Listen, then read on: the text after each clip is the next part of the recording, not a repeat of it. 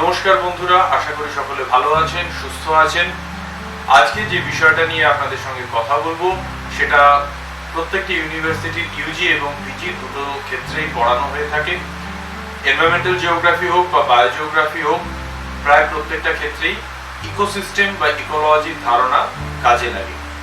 আমি বিশেষত আমার ছাত্র ছাত্রীদেরকে বলবো, যারা এই চ্যানেল দেখো, যদি এরকম হয়ে থাকে যে তুমি প্রথমবারের জন্য এই চ্যানেলটা দেখছো, তাহলে আমি বলবো তুমি সাবস্ক্রাইব করে নাও এবং তার পাশে থাকা বেল আইকনটা প্রেস করে দাও, যাতে যখনই আমি নতুন কোনো ভিডিও আপলোড করব সঙ্গে সঙ্গে তোমার কাছে নোটিফিকেশন পৌঁছে যাবে। তাহলে অধিক সময় নষ্ট না করে সরাসরি চলে যাচ্ছি আজকের বিষয়, ইকোসিস্টেম। আজকের বিষয় ecosystem, concept, structure and functions. বাস্তুতন্ত্র, তার ধারণা, তার গঠন এবং তার কার্যাবলী।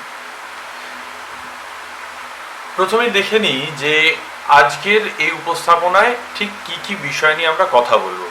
আমরা কথা বলবো ইকোসিস্টেম, তার যে বেসিক কনসেপ্ট, তার যে ডেফিনেশন বা সংজ্ঞা, তার যে বিভিন্ন প্রকার বা টাইপস এবং তার যে স্কেল অর্থাৎ যে ক্রম বা হায়ারার্কি, সেগুলো নিয়ে। দ্বিতীয়ত আমরা কথা বলবো ইকোসিস্টেম বা বাস্তুতন্ত্রের গঠন নিয়ে, তার বেসিক কম্পোনেন্টস বা গঠনকারী উপাদানগুলি কি কি, তাতে যে ট্রফিক লেভেল আছে, তাতে যেভাবে শক্তির প্রবাহ চলে, যেভাবে খাদ্যের প্রবাহ চলে, যেভাবে ফুড চেন বা ফুড ওয়েব গড়ে ওঠে, তার মধ্যে যে বিভিন্ন ধরনের বায়োজিও কেমিক্যাল সাইকেলস চলে, আমরা সেইগুলো সম্পর্কে জানবো। আমরা জানবো ফুড পিরামিড কাকে বলে, আমরা জানবো বায়োমাস কাকে বলে, আমরা জানবো কাকে বলে সাকসেশন, কাকে বলে ক্লাইম্যাক্স। এইগুলি নিয়ে আমাদের আলোচনা এগিয়ে চলবে এবং শেষ পর্যন্ত আমরা ইকোসিস্টেম বা বাস্তুতন্ত্রের কার্যাবলী, যেটাকে ইংরেজিতে বলে ফাংশনস অফ ইকোসিস্টেম, সে বিষয়ে জানবো এবং সেখানে আমরা ভাগ করে নেব এই ফাংশনগুলিকে habitat function, productive function, regulatory function, informative function and recreational function. তাহলে এই হচ্ছে আজকের আলোচনার বিষয়বস্তুর সারসংক্ষেপ। চলে আসছি প্রথম topic, basic concept of ecosystem. কাকে বলে ইকোসিস্টেম বা বাস্তুতন্ত্র? বাস্তুতন্ত্র বলতে পৃথিবীর যে কোনো একটি অঞ্চলে বা সমগ্র পৃথিবীতে, দুটি ক্ষেত্রেই বলা যায়, যে কোনো একটি অঞ্চলের ভিত্তিতে বা সমগ্র পৃথিবীর ভিত্তিতে আমরা জীব এবং জড়ের যে সম্পর্ক, প্রথমত এর দুটি অংশ আছে, একটা হচ্ছে জীব আর একটা হচ্ছে জড়। জীব বিভিন্ন প্রকৃতির হয়, তারা উদ্ভিদ হতে পারে বা প্রাণী হতে পারে। এখন এই উদ্ভিদ এবং প্রাণীগুলি তাদের বেঁচে থাকার প্রয়োজনে, তাদের বাড় বৃদ্ধির প্রয়োজনে, তাদের বংশ বিস্তারের প্রয়োজনে একে অপরের উপরে নির্ভরশীল। এই নির্ভরশীলতাটা র্যান্ডম নয়, যেমন তেমন ভাবে নয়, তার মধ্যে একটা নির্দিষ্ট বা সুনির্দিষ্ট পথ আছে। অপরপক্ষে এই জীবজগৎ সামগ্রিকভাবে তার পরিবেশের জড় পদার্থগুলির উপরেও নির্ভরশীল, ঠিক একই কারণে, অর্থাৎ ওই বেঁচে থাকা, ওই বংশ বিস্তার, প্রতিটি কারণে সে কিন্তু জড়ের সঙ্গে সম্পর্কযুক্ত। তাহলে এই যে জীব এবং জড় এবং জীবেদের পরস্পরের নিজেদের মধ্যেকার যে সম্পর্ক, তার যে তত্ত্ব বা তার যে প্রকারভেদ, প্রকরণ, তাকে আমরা বলি ইকোসিস্টেম বা বাস্তুতন্ত্র। তাহলে বলা হচ্ছে যে পৃথিবীতে সমস্ত যে ন্যাচারাল ওয়ার্ল্ড যাকে আমরা বলি, তারা কানেক্টেড, একে অপরের সঙ্গে সম্পর্কযুক্ত। উদ্ভিদ এবং প্রাণীরা পরস্পরের উপরে নির্ভর করেই বেঁচে রয়েছে এবং এর ফলে তৈরি হয়েছে পৃথিবীতে নানা ধরনের বায়োডাইভার্সিটি। আমরা পরে এই টার্মটাকে আরো ডিটেলসে আলোচনা করব। আর এই যে জড় প্রকৃতি যার কথা বলছিলাম, যার উপরে নির্ভর করে জীবকুল, তাদের মধ্যে আছে আবহাওয়া বা জলবায়ু, আছে জল, আছে মৃত্তিকা, আছে বায়ুমণ্ডল। এই জিনিসগুলি যে কোনো জীবের জীবন ধারণের পক্ষে অত্যন্ত প্রয়োজনীয়। তাহলে কাকে বলে ইকোসিস্টেম? এর সংজ্ঞায় যদি যাই তাহলে বলতে হবে যে ecosystem is a community of living organisms. Living organisms বাস্তুতন্ত্রের সংজ্ঞা হিসেবে দেখতে চাই তাহলে বলবো যে ecosystem is a community of living organisms, জীবন্ত প্রাণী বা উদ্ভিদের একটা সমাহার, in a conjunction with the involve non living components of their environment. অর্থাৎ এই যে জীবনের সমাহারটা বা লিভিং অর্গানিজমস, তারা কিভাবে নন লিভিং কম্পোনেন্ট যেমন জল, বায়ু, বিভিন্ন খনিজ পদার্থ, মাটি, এদের সঙ্গে যেভাবে সম্পর্কে সংযুক্ত বা যেভাবে এদের মধ্যে আদান প্রদানটা চলে, তার যে চর্চা, তাকে আমরা বলছি ইকোসিস্টেম।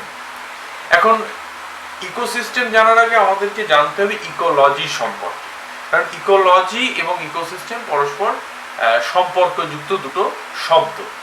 যদিও ইকোলজি শব্দটার উৎপত্তি হচ্ছে 1869 সালে জার্মান বায়োলজিস্ট আর্নেস্ট হেকেল, তিনি এই শব্দটা ব্যবহার করছেন মূলত একটি নির্দিষ্ট স্থানে, ভূপৃষ্ঠের একটি নির্দিষ্ট স্থানের উদ্ভিদ জগৎ, প্রাণী জগৎ এবং তাদের পরিবেশের মধ্যে পারস্পরিক সম্পর্কের বিজ্ঞানকে বোঝাতে। এই শব্দটার যদি মূলটা দেখি বা এর উৎসগত দিকটাকে যদি কনসিডার করি, তাহলে দেখবো এর মূলে আছে একটা গ্রিক শব্দ ওইকোস। ওইকোস কথাটার অর্থ হলো যে কোনো জীবের ঘর বাড়ি বা বাসস্থান। অপরদিকে লোগোস এই শব্দটা দ্বারা বোঝানো হয় স্টাডি বা জ্ঞান চর্চা বা তত্ত্বকে। তাহলে ইকোলজি হলো এমন একটা জ্ঞান চর্চা বা এমন একটা তত্ত্ব যেখানে সজীব বা জীবের বাসভূমি হিসেবে পৃথিবীর আলোচনা করা হয়, তাকে আমরা বলছি ইকোলজি। তাহলে ইকোলজির পরিপ্রেক্ষিতে আমরা যখন জীবজগৎকে স্টাডি করি বা যাচাই করি, তখন এই জীব এবং জড়ের মধ্যে যে পারস্পরিক সম্পর্কগুলো উন্মোচিত হয়, তাকেই আমরা বলি ইকোসিস্টেম। যদিও এই ইকোসিস্টেম টার্মটা ব্যবহৃত হতে সময় লেগেছিল আরো প্রায় 66 বছর। আমরা দেখেছি 1869 সালে আর্নেস্ট হেকেল ইকোলজির ধারণা দিচ্ছেন, আর তার থেকে 66 বছর পরে প্রথম এ.জি. ট্যান্সলে 1935 সালে ইকোসিস্টেম কথাটা ব্যবহার করছেন। তার মতে ইকোসিস্টেম কি? The system resulting from the interaction of all the living and non-living factors of the environment. পরিবেশের সমস্ত সজীব এবং জড় উপাদানের পারস্পরিক সম্পর্কের ভিত্তিতে যে তন্ত্র গড়ে ওঠে, তাকে বলা হয় বাস্তুতন্ত্র বা ইকোসিস্টেম। তাহলে একটা ইকোসিস্টেমের মধ্যে আমরা দেখতে পাচ্ছি যে কতগুলো ভৌত, কতগুলো রাসায়নিক এবং কতগুলো জৈবিক উপাদান রয়েছে, যারা মিলেমিশে এই ধরনের ইকোসিস্টেম বা তন্ত্রটাকে গঠন করেছে। যেমন খুব ছোট অর্থে যদি বলি, তাহলে এই সম্পর্কের বিজ্ঞান তো এটা, ইকোলজি হচ্ছে সম্পর্কের বিজ্ঞান, আর ইকোসিস্টেম হচ্ছে সম্পর্কের দ্বারা গঠিত একটা তন্ত্র। তো এই তন্ত্রটা একেবারে ছোট স্কেলে যদি বলি, তাহলে একটা ছোট পুকুর বা ডোবাতেও একটা কমপ্লিট ইকোসিস্টেম থাকতে পারে। এমনকি বিজ্ঞানীরা দেখিয়েছেন যে ক্রান্তীয় বা নিরক্ষীয় বৃষ্টি অরণ্যের গাছগুলির এক একটি ডালে একটি সম্পূর্ণ ইকোসিস্টেম লুকিয়ে থাকতে পারে। আবার এটাকে যদি একটু বড় দিক থেকে ভাবি বা বৃহৎ স্কেলে ভাবি, তাহলে আমরা দেখতে পাবো যে এখানে নানা ধরনের ইকোসিস্টেম আছে। আমরা দেখতে পাবো মরুভূমির বাস্তুতন্ত্র, আমরা দেখতে পাবো তৃণভূমি অঞ্চলের বাস্তুতন্ত্র, আমরা দেখতে পাবো কোরাল রিফের বাস্তুতন্ত্র, আমরা দেখতে পাবো অরণ্যের বাস্তুতন্ত্র। এইভাবে সম্পর্কের ভিত্তিতে যখন একটা এক্সক্লুসিভনেস বা একটা প্রামাণ্যতা তৈরি হয়ে যায়, যার দ্বারা একটি অঞ্চলের থেকে অন্য অঞ্চলটিকে আলাদা করা যাচ্ছে, তখন তাদেরকে আমরা এক একটা ইকোসিস্টেম বলে চিহ্নিত করে দিতে পারছি। এখানে যে সঙ্গে যে ছবিগুলো আমি দেখিয়েছি, সেখান থেকেই কিন্তু পরিষ্কার হয়ে যাচ্ছে যে ডেজার্ট ইকোসিস্টেমের সঙ্গে প্রেইরি ইকোসিস্টেম, এটা একটা ঘাস জমি, নাতিশীতোষ্ণ ঘাস জমি অঞ্চল, তার ইকোসিস্টেমের কিন্তু কোনো মিল নেই। ঠিক যে একইভাবে কোরাল রিফের যে বাস্তুতন্ত্র, সেখানে যে সমস্ত সজীব উপাদান এবং জড় উপাদান আছে, তাদের সঙ্গে তুন্দ্রা অঞ্চলের সজীব বা জড় উপাদানের কোনো তুলনাই চলে না। আবার প্রেইরি অঞ্চল বা তুন্দ্রা অঞ্চলের সঙ্গে একটা ফরেস্ট ইকোসিস্টেম বা অরণ্য বাস্তুতন্ত্রের কোনো তুলনাই চলে না। যদিও প্রতিটি ক্ষেত্রেই আমরা জানি যে কতগুলি সজীব, কতগুলি অজীব বা অজৈব উপাদান পরস্পরের সঙ্গে প্রতিটি ক্ষেত্রেই লিপ্ত রয়েছে। দেখা যাক আমেরিকান ইকোলজিস্ট ইপি অডাম তিনি ইকোসিস্টেমের সংজ্ঞা দিতে গিয়ে কি বলেছেন। অর্ডামের মতে ecosystem is the basic functioning unit of organisms and their environment interacting with each other and with their own components. তাহলে অর্ডামের মতে অর্গানিজমস বা জীবজগৎ এবং তাদের যে কাউন্টার পার্ট অর্থাৎ যে অজীব, সেই জীব তারা পরস্পরের মধ্যে সম্পর্কে লিপ্ত, অজীব উপাদান তারাও পরস্পরের সঙ্গে সম্পর্কে লিপ্ত, আবার জীব এবং অজীব উপাদান এরা পরস্পরের সঙ্গে সম্পর্কে লিপ্ত। এর ফলে একটা সিস্টেমটা যেটা বা তন্ত্রটা সেটা অত্যন্ত জটিল হয়ে ওঠে। এটা কিন্তু সরল সাদাসিধে তত্ত্ব নয় বা তন্ত্র নয়, তত্ত্বর কথা ভুল বলছি, তন্ত্র নয়, এটা খুব সরল সাদাসিধে তন্ত্র নয়। তা অর্ডামের আরো একটা সংজ্ঞা আছে যেখানে তিনি বলছেন যে একটা ইকোসিস্টেম যে ফাংশন করে এটা একটা ফাংশনিং হোল, অর্থাৎ এদের মধ্যে যতই ভাগ থাকুক না কেন, জীবের ভাগ, জীবের মধ্যে প্রাণী উদ্ভিদের ভাগ, অজৈব পদার্থগুলির মধ্যে ভাগ থাকুক, এরা কিন্তু সামগ্রিকভাবে একটা ফাংশনিং হোল বা একটা একক অস্তিত্বের মতো দেখায়। এরা যে সম্পর্কগুলো দিয়ে পরস্পরের সঙ্গে আবদ্ধ রয়েছে তার ফলে এদেরকে একটা ফাংশনিং হোল বা ইউনিট হিসেবে আমরা দেখতে পারি, যার ভিত্তিতেই কিন্তু আমরা তাদেরকে অন্য ইকোসিস্টেমগুলোর থেকে আলাদা করতে পারি। যেমন এখানে উদাহরণ হিসেবে দেওয়া আছে গ্রাসল্যান্ড, ফরেস্ট, অ্যাকুয়ারিয়াম, পন্ড, লেক, রিভার, ওশেন, এই সমস্ত জায়গায় আলাদা আলাদা ধরনের বাস্তুতন্ত্র দেখা যায়। তাহলে এখানে আমরা আরো কতগুলো সংজ্ঞা দেখতে পাচ্ছি বাস্তুতন্ত্র সম্পর্কে, যেগুলো বাস্তুতন্ত্রের আরো কতগুলি বৈশিষ্ট্যকে তুলে ধরছে। An ecosystem is a self-regulating group of biotic communities of species interacting with one another and with their non-living environment, exchanging energy and matter. তাহলে এখানে কি বৈশিষ্ট্য দেখতে পাচ্ছি? প্রথম কথা আমি যেটাতে জোর দেবো সেটা হচ্ছে exchange of energy and matter. একটা ইকোসিস্টেমকে চলতে গেলে, রান করতে গেলে, ফাংশন করতে গেলে তাতে কতগুলো পদার্থের দরকার হয়, শক্তির দরকার হয়, এবং সেই শক্তিটা কিন্তু স্থিতু নয়, স্থানু নয়, সেটা ইকোসিস্টেমের মধ্যে বা বাস্তুতন্ত্রের মধ্যে এক উপাদান থেকে অন্য উপাদানে কিন্তু পরিবর্তিত হতে থাকে বা প্রবাহিত হতে থাকে। এটা ইকোসিস্টেমের একটা বড় বৈশিষ্ট্য, এটা একটা অত্যন্ত ডাইনামিক সিস্টেম। অপরদিকে এখানে একটা সেলফ রেগুলেটিং অ্যাকশন রয়েছে। এই সেলফ রেগুলেটিং অ্যাকশনটা ইকোসিস্টেমকে টিকিয়ে রাখতে বা বাস্তুতন্ত্রকে বজায় রাখতে সাহায্য করে। এটাকে অনেক ক্ষেত্রে হোমিওস্ট্যাটিক মেকানিজম বলা হয়, যেটা আমরা পরের সংজ্ঞাটাতেও দেখছি, সেখানে গিয়ে আমি এক্সপ্লেন করার চেষ্টা করছি। Ecosystems are dynamic interactions between plants, animals and micro organisms and their environment working together as a functional unit. ঠিক এই কথাটাই বলছিলাম, একত্রিতভাবে একটা ক্রিয়াশীল তন্ত্র হিসেবে এটা কাজ করছে, এবং ecosystem will fail if they do not remain in balance. এই ব্যালেন্সড ইকোসিস্টেমের একটা বড় বৈশিষ্ট্য। এখানেই ওই আগের কথার সূত্র টেনে নিয়ে বলছি, হোমিওস্ট্যাটিক মেকানিজম এই শব্দটা গুরুত্বপূর্ণ হয়ে ওঠে।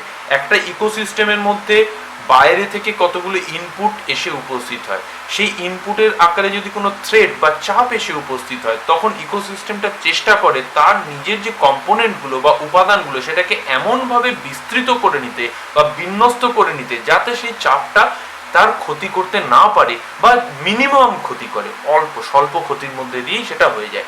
এবং তৎপরবর্তী সময়ে আবার ইকোসিস্টেম কিন্তু নিজেকে এমনভাবে গুছিয়ে নেয় যাতে ওই থ্রেটের আর কোনো চিহ্ন থাকে না। এটাকে একটু এক্সপ্লেন করে দেওয়া যাক। যদি ধরা যাক যে নর্থ ইস্টার্ন ইন্ডিয়াতে বাঁশ গাছ প্রচুর পরিমাণে হয়, এখন সেই বাঁশ গাছের একটা ফুল হয়, সেটা 12 বছর অন্তর একবার করে এরকম ফুল দেখা যায়, 10 বছর 12 বছর অন্তর। কিন্তু এই ফুলটা দেখা দিলে কি হয়, বাঁশ গাছে বসবাসকারী যে বাঁশঝাড়ের মধ্যে বসবাসকারী যে মেঠো ইঁদুর, তারা ওই ফুলটা খায় এবং ফুলটা খাওয়ার ফলে তাদের দ্রুত বংশবৃদ্ধি ঘটে। এই দ্রুত বংশবৃদ্ধির ফলে কি ঘটে না, ইকোসিস্টেমের মধ্যে একটা চাপ তৈরি হয়। তারা খুব অল্প সময়ের মধ্যে সমস্ত যা অ্যাভেলেবল ফুড আছে খেয়ে শেষ করে দেয়, এবং শেষ করে দেয় বলেই তারা কিন্তু আর বেঁচে থাকতে পারে না, খাদ্যের অভাবে মরে যায়, ইঁদুরের সংখ্যা কমে আসে, এবং সেই পরিমাণ ইঁদুরই বেঁচে থাকতে পারে যার জন্য উপযুক্ত পরিমাণ খাদ্য পরিবেশের মধ্যে আছে। This is called homeostatic mechanism, এবং এই পদ্ধতিটাকে বলে হোমিওস্ট্যাসিস। এটা ইকোসিস্টেমের একটা বড় বৈশিষ্ট্য বা বাস্তুতন্ত্রের একটা বড় বৈশিষ্ট্য। An ecosystem is a community of plants, animals and smaller organisms that live, feed, reproduce and interact in the same area or environment. একটাই পরিবেশ, একটাই প্রতিবেশ, তার মধ্যেই বিভিন্ন ধরনের প্রাণী, উদ্ভিদ, ব্যাকটেরিয়া, ছত্রাক, ফাঙ্গি তারা বাঁচছে, তারা খাদ্য গ্রহণ করছে, পুষ্ট হচ্ছে, তারা বংশ বিস্তার করছে, মারা যাচ্ছে, এইভাবে পরস্পরের সঙ্গে সম্পর্কযুক্ত হচ্ছে। কেউ কিন্তু আলাদা নয়, একে অন্যের থেকে আলাদা হয়ে বাঁচছে না, বরঞ্চ সবাই একসঙ্গে মিলেমিশেই বাঁচছে। An ecosystem is a community of living and non-living things considering as a unit. এটা আগেই আমি বলে দিয়েছি। Ecosystem is a complex set of relationships among the living resources. এটা খুব গুরুত্বপূর্ণ। Ecosystem is a complex set of relationships. হ্যাঁ, এখন বাস্তুতন্ত্রকে এভাবেই দেখার চেষ্টা করা হচ্ছে। বাস্তুতন্ত্র অর্থাৎ কতগুলো সম্পর্কটাই বাস্তুতন্ত্র, বাকিগুলি নয়। অর্থাৎ একটু ভালো করে বোঝার চেষ্টা করতে হবে যে এতক্ষণ বলছিলাম যে সমস্ত প্রাণী, উদ্ভিদ, যে সমস্ত নন লিভিং থিং তারা সবাই একসঙ্গে মিলেমিশে বাস্তুতন্ত্র, একটা ফাংশনিং ইউনিট। কিন্তু এবার আমি যেটা বলছি শেষতম, যেটা একদম আধুনিকতম সংজ্ঞার কথা আমি বলছি, সেখানে আমি বলছি যে ইকোসিস্টেম বা বাস্তুতন্ত্রকে এই মুহূর্তে তন্ত্র অংশটাকে বেশি জোর দেওয়া হচ্ছে, অর্থাৎ সম্পর্ক। কিভাবে একটি বস্তু, সেটা যাই হোক না কেন, সেটা জীবিত হতে পারে বা মৃত হতে পারে, জড় বস্তু হতে পারে, তারা যেভাবে পরস্পরের সঙ্গে সম্পর্কে লিপ্ত হচ্ছে সেইটির বিজ্ঞানী হচ্ছে ইকোসিস্টেম বা বাস্তুতন্ত্র বলে মনে করা হচ্ছে। এবার আমি চলে আসছি বাস্তুতন্ত্রের শ্রেণী বিভাগ। ইকোসিস্টেমকে প্রথমে দুটো ভাগে ভাগ করে নিচ্ছে, একটা হচ্ছে প্রাকৃতিক বা ন্যাচারাল, আর একটা হচ্ছে আর্টিফিশিয়াল বা ম্যানমেড, মানুষের তৈরি। আর্টিফিশিয়াল বা ম্যানমেড ইকোসিস্টেম নিয়ে আজকে আলোচনা করার কোনো স্কোপ নেই, পরে যদি কোনোদিন সম্ভব হয় আমি আলোচনা করব। আজকে চলে আসছি ন্যাচারাল বা প্রাকৃতিক ইকোসিস্টেমের দিকে। তাকে আবার অবস্থানের ভিত্তিতে দুটো ব্রড সেকশনে ভাগ করা হয়েছে, একটা হচ্ছে অ্যাকোয়াটিক বা জলজ, অপরটা হচ্ছে টেরেস্ট্রিয়াল বা স্থলজ। স্থলজ বাস্তুতন্ত্রকে মূলত তিনটে ভাগে ভাগ করা হয়েছে, একটা হচ্ছে ঘাস জমির বাস্তুতন্ত্র বা গ্রাসল্যান্ড ইকোসিস্টেম, ডেজার্ট বাস্তুতন্ত্র বা মরুভূমির বাস্তুতন্ত্র, এবং ফরেস্ট ইকোসিস্টেম বা বনভূমির বাস্তুতন্ত্র। মূলত এই তিন ধরনের টেরেস্ট্রিয়াল বা স্থলজ বাস্তুতন্ত্র দেখতে পাওয়া যায়। অপরদিকে অ্যাকোয়াটিক বা জলজ পরিবেশের বাস্তুতন্ত্রকে দুটো অংশে আবার ভাগ করে নেওয়া হচ্ছে, একটা হচ্ছে মিঠে জলের বাস্তুতন্ত্র বা ফ্রেশ ওয়াটার, আর একটি হচ্ছে ম্যারাইন বা সামুদ্রিক বাস্তুতন্ত্র। মিঠে জলের বাস্তুতন্ত্রকে আবার তিনটে ভাগে ভাগ করা হয়েছে, একটা হচ্ছে লেন্টিক অর্থাৎ যেটা আবদ্ধ জলের বাস্তুতন্ত্র, যেমন পুকুরে বা হ্রদে দেখতে পাওয়া যায়। দ্বিতীয়টি হচ্ছে লোটিক অর্থাৎ প্রবহমান জলধারার মধ্যে যে বাস্তুতন্ত্র, নদীর বুকে যে বাস্তুতন্ত্র দেখতে পাওয়া যায়। এবং তৃতীয়টা হচ্ছে এদের দুজনের মধ্যবর্তী একটা জায়গা, ওয়েটল্যান্ড অর্থাৎ জলাভূমি অঞ্চলের বাস্তুতন্ত্র। হ্যাঁ, জলাভূমি কিন্তু একটা আলাদা এন্টিটি। এই জলাভূমি নিয়ে এনভায়রনমেন্টাল জিওগ্রাফিতে প্রচুর চর্চা করা হয়, পরে এই বিষয়ে আলোচনা করা যাবে। এবার দেখে নিই মেরাইন যে ইকোসিস্টেম বা সমুদ্রের বাস্তুতন্ত্র, তাকেও কিন্তু তিনটে ভাগে ভাগ করা হয়েছে, একটা হচ্ছে কোস্টাল রিজিয়ন বা সমুদ্রের তীরবর্তী অঞ্চলের যে বাস্তুতন্ত্র। দ্বিতীয়ত হচ্ছে আপওয়েলিং রিজিয়ন, কিছু জায়গা আছে যেখানে সমুদ্রের নিচ থেকে, মাটির গভীর থেকে মিঠে জল উপর দিকে উঠে আসে, এগুলোকে বলে আপওয়েলিং রিজিয়ন, যেমন মাদাগাস্কারের কাছে একটি রয়েছে।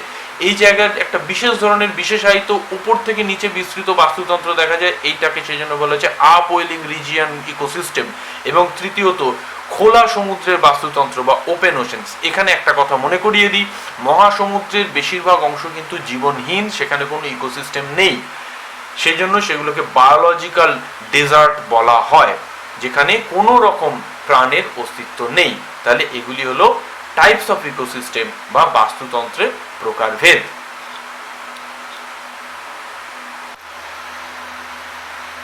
আমরা আলোচনাটা এগিয়ে নিয়ে চলি বিভিন্ন ধরনের বাস্তুতন্ত্রের বিবরণ দিতে দিতে। প্রথমেই যেটাতে চলে আসছে সেটা একটা টেরেস্ট্রিয়াল বা স্থলজ বাস্তুতন্ত্র, যেটাকে আমরা খুব কমন যে বাস্তুতন্ত্র আমরা দেখতে পাই বা বাস্তুতন্ত্রের কথা বললেই আমাদের চোখে যে ছবিটা ভেসে ওঠে সেটা হচ্ছে একটা ফরেস্ট ইকোসিস্টেম বা একটা বনভূমি অঞ্চলের বাস্তুতন্ত্র। সাধারণত যে সমস্ত জায়গাতে বৃষ্টিপাত যথেষ্ট বেশি সেখানেই কিন্তু বনভূমি গড়ে ওঠে। এখানে সাধারণত বিপুল পরিমাণের জীবের একটা সমাহার তৈরি হয়, অর্থাৎ বিভিন্ন ধরনের বৃক্ষ জাতীয় উদ্ভিদ, গুল্ম জাতীয় উদ্ভিদ, বিরুৎ জাতীয় উদ্ভিদ, এরা যেমন থাকে তেমনি পাশাপাশি থাকে বহু প্রজাতির প্রাণী এবং পাখি, এছাড়াও থাকে মাইক্রো অর্গানিজম। যে কারণে ফরেস্ট ইকোসিস্টেম বা বনভূমির বাস্তুতন্ত্রকে দ্য মোস্ট ভাইব্রেন্ট ইকোসিস্টেম বলে অভিহিত করা হয়। তাহলে এখানে প্রচুর সংখ্যায় এই ধরনের জীব দেখতে পাওয়া যায়, যার ফলে এখানে একটা হাইলি ডাইভার্স পপুলেশন সৃষ্টি হয়ে থাকে। এই ইকোসিস্টেমের স্টেবিলিটি বা স্থায়িত্বটা কিন্তু খুব গড়বড়ে।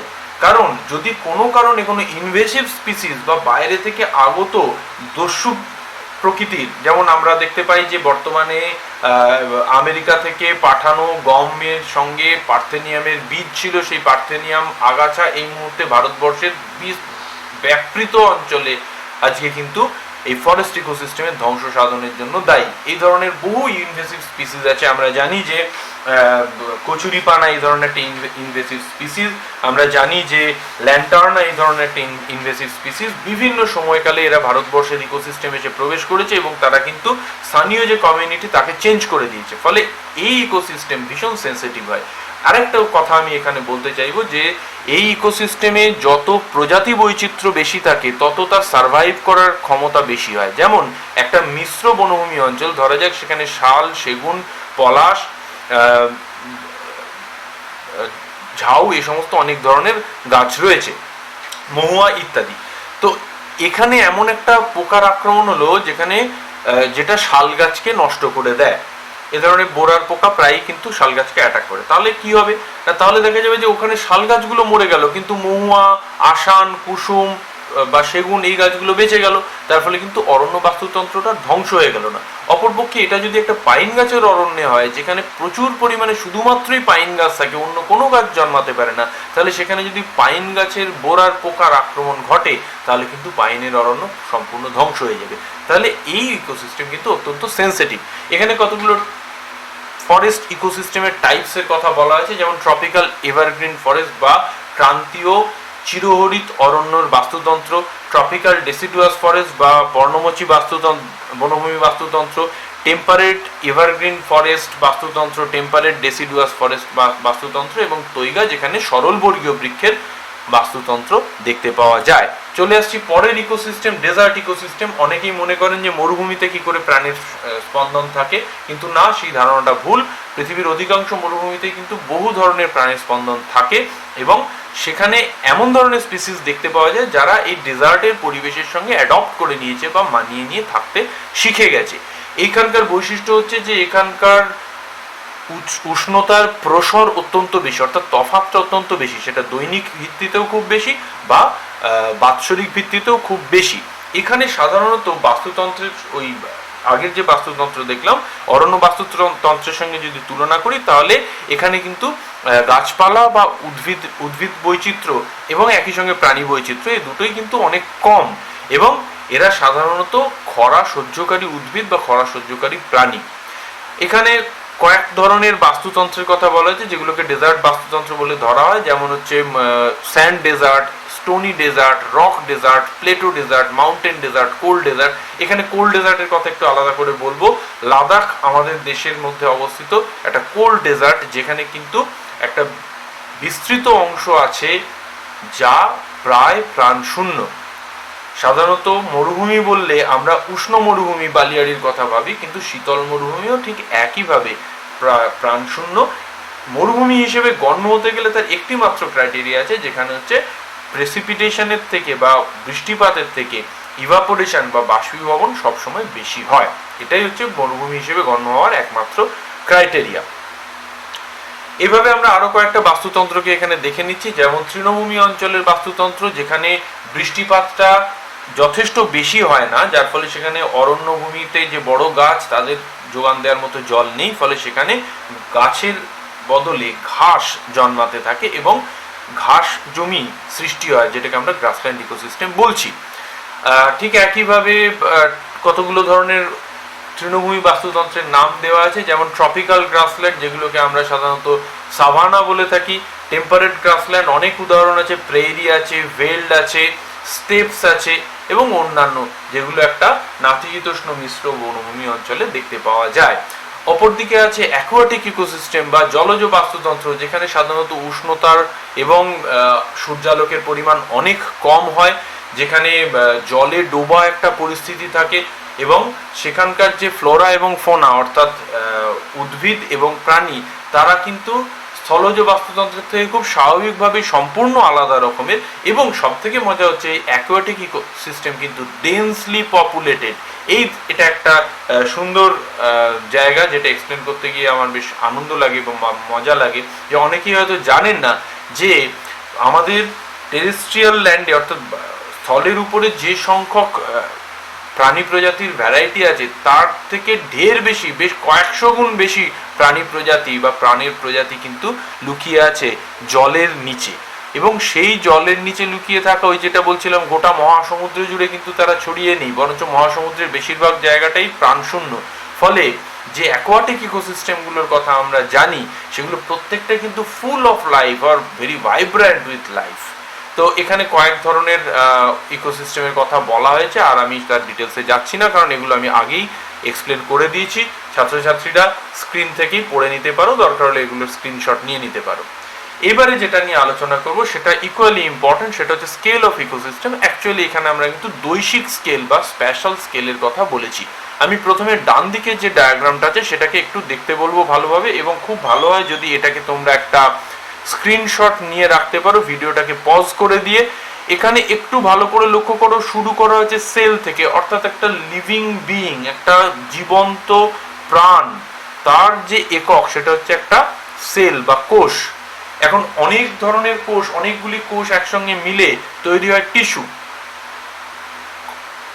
সেইভাবেই অনেকগুলো টিস্যু মিলে তৈরি একটা অর্গ্যান, অনেকগুলো অর্গ্যান মিলে তৈরি একটা অর্গ্যান সিস্টেম। একটু উদাহরণ দিয়ে দিই, এই অর্গ্যান সিস্টেম মিলে হয় অর্গানিজম। যেমন আমরা মানব শরীরের কথা যদি বলি, বিভিন্ন সেলগুলো মিলে তৈরি হয়েছে টিস্যু, সেই টিস্যু দিয়ে তৈরি হচ্ছে এক একটা অর্গ্যান। অর্গ্যান মানে হচ্ছে কি, যেমন আমাদের যকৃৎ, ফুসফুস, পাকস্থলী, এগুলো হচ্ছে এক একটা অর্গ্যান।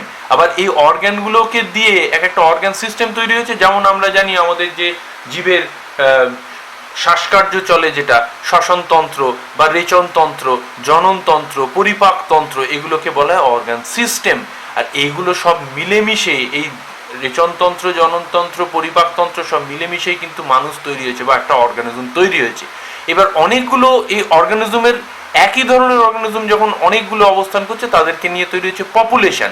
আর এই পপুলেশন যখন বাড়তে বাড়তে অনেক ধরনের পপুলেশনকে একসঙ্গে নিচ্ছে, তখন তৈরি হচ্ছে কমিউনিটি। যেমন ঘাস খায় এমন যে জন্তু, তাদেরকে বলি আমরা গ্রেজিং কমিউনিটি। এই গ্রেজিং কমিউনিটির পপুলেশনের মধ্যে কিন্তু ডিফারেন্ট টাইপস অফ অ্যানিমালস থাকতে পারে। সেখানে থাকতে পারে গাউর, সেখানে থাকতে পারে বারাসিংহা হরিণ, সেখানে থাকতে পারে বিভিন্ন ধরনের অন্যান্য যে তৃণভোজী প্রাণী, জেব্রা, জিরাফ ইত্যাদি প্রভৃতি।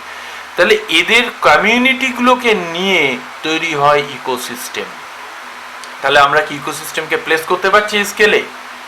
এই ইকোসিস্টেমের সঙ্গে যখন ল্যান্ডস্কেপকে আমরা জড়িয়ে দিই, যেমনটা আমরা পাশে দেখতে পাচ্ছি, এই ল্যান্ডস্কেপের মধ্যে ইকোসিস্টেমটা, এই ইকোসিস্টেমের মধ্যে আবার কিন্তু এই অর্গানিজমসগুলো রয়েছে।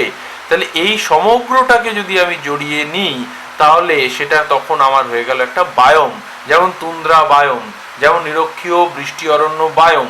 সেখানে কিন্তু স্কেলটা অনেক বড়। একটা ইকোসিস্টেম বললে যে ছোট স্কেলে বোঝায়, তুলনামূলক ছোট স্কেলে বোঝায়, একটা বায়োম বললে কিন্তু তার থেকে অনেক বড় একটা স্কেল বোঝায়।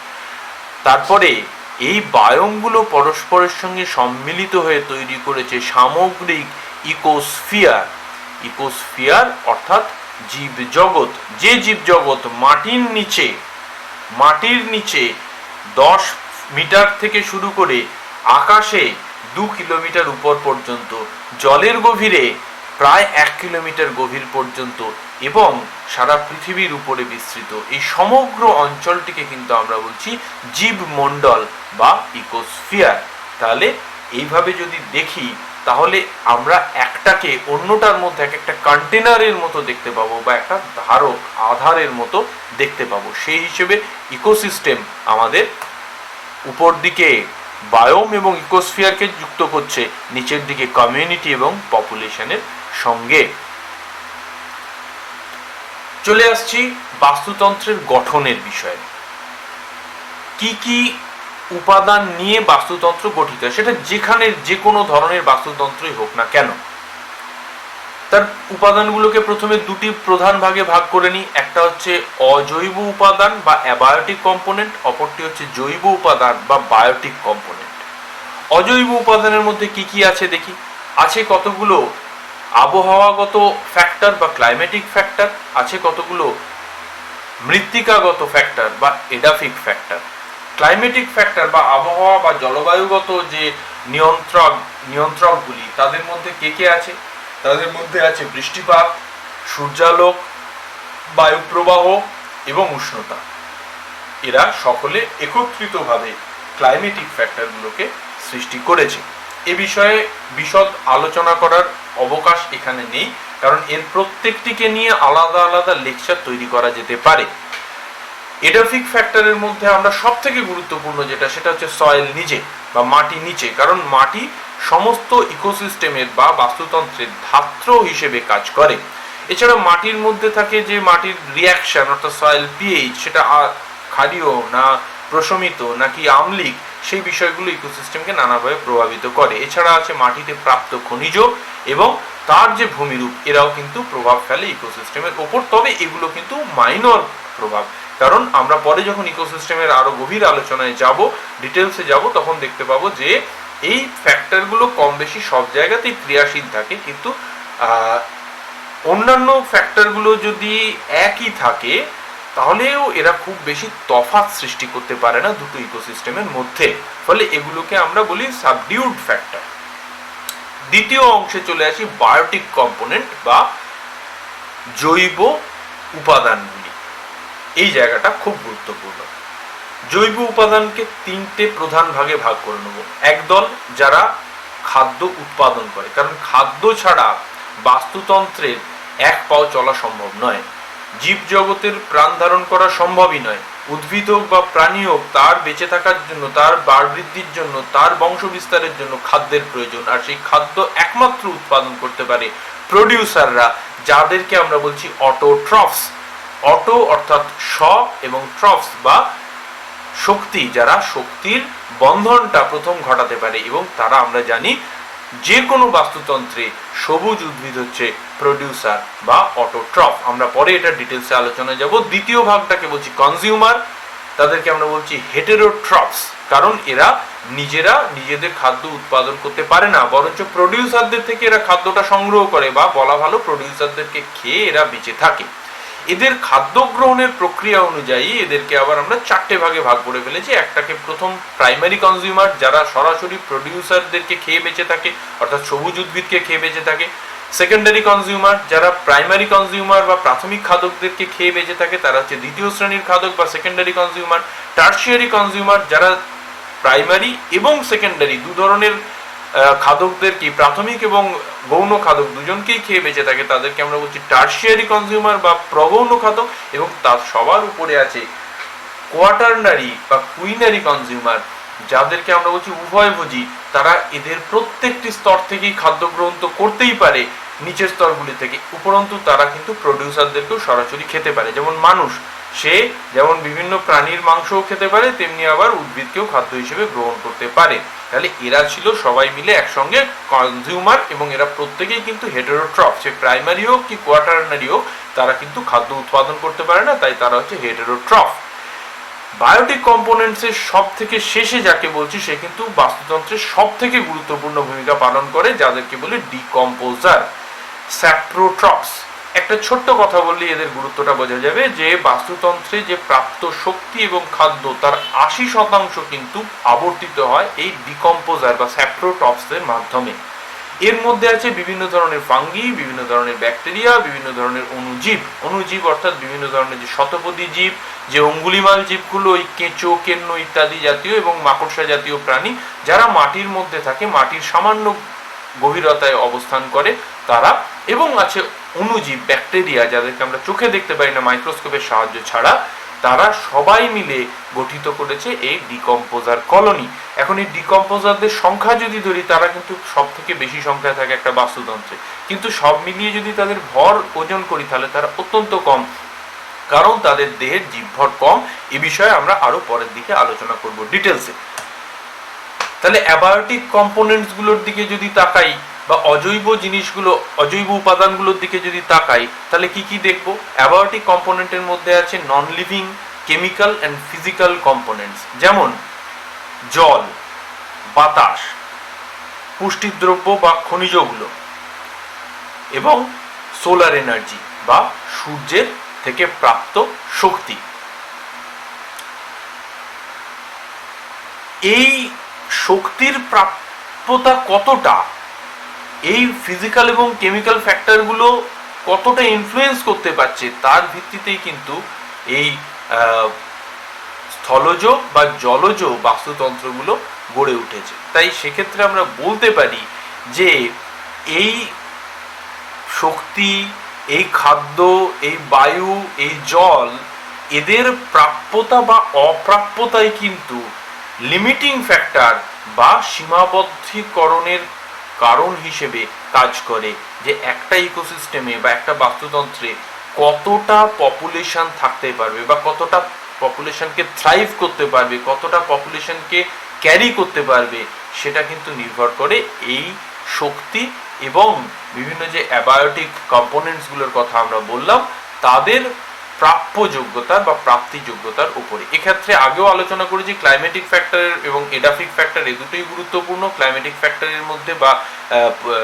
জলবায়ুগত উপাদানের মধ্যে সবথেকে গুরুত্বপূর্ণ হচ্ছে বৃষ্টিপাত এবং উষ্ণতা, এছাড়া আছে আলোক এবং বাতাস।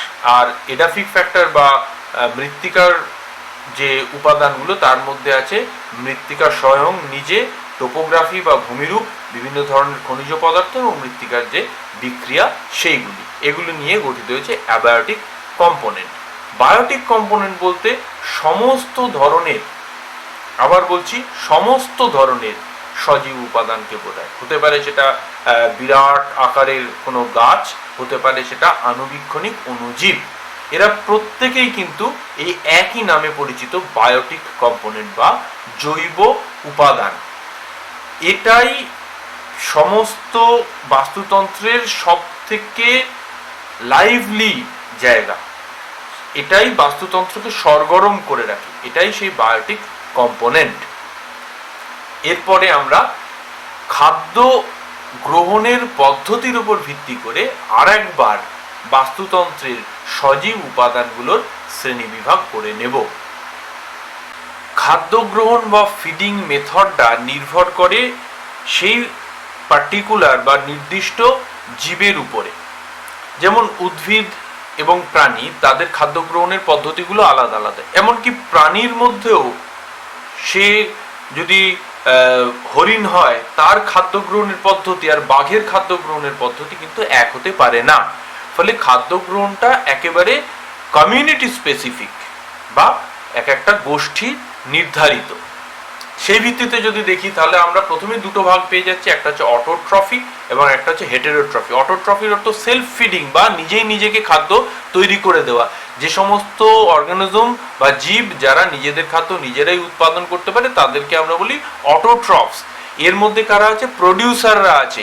প্রডিউসাররা দুটো ভাগে বিভক্ত, উৎপাদকরা দুটো ভাগে বিভক্ত, কারণ তারা দুরকম ভাবে এই খাদ্য উৎপাদন করতে পারে।